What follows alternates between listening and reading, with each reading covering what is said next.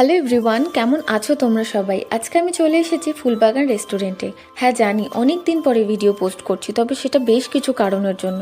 তো যাই হোক, এখানে কিন্তু ইনডোর এবং আউটডোর দু রকমেরই সিটিং অ্যারেঞ্জমেন্টই আছে।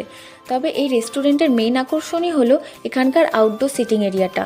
তোমরা দেখতেই পাচ্ছ এখানে প্রচুর গাছপালা লাগানো হয়েছে এবং সুন্দর একটি বাগান তৈরি করা হয়েছে। আর এই বাগানের মাঝখানেই একটা ফাউন্টেনও আছে।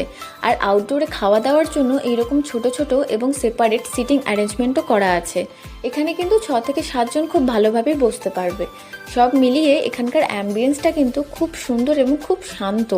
এই গরমে এত দূর আসার পরে আমার গলা একদম শুকিয়ে গিয়েছিল, তাই আমি সবার প্রথমে অর্ডার করে নিয়েছিলাম কোল্ড ড্রিঙ্কস। সব শেষে খাওয়া দাওয়ার পর বিলটা দেখে আমি তো অবাকই হয়ে গিয়েছিলাম। তো যাই হোক, আমি এখানে কি কি খেলাম সেটা জানতে হলে কিন্তু নেক্সট পার্টটা অবশ্যই দেখতে হবে। ততক্ষণের জন্য খুব ভালো থেকো।